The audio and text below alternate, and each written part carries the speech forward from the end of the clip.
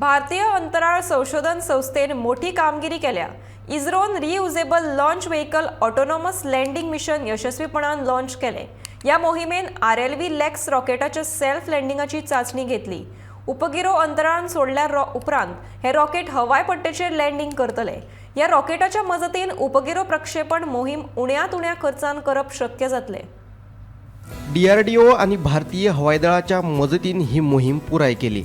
आयतारा सकाळी कर्नाटकाच्या चित्रदुर्ग एटीआरवेल्यान हे ऑपरेशन पुराय केले। रियुजेबल लॉन्च व्हेकल भारतीय हवाई दळाच्या चिनूक हेलिकॉप्टरावेल्यान हाडिल्ले।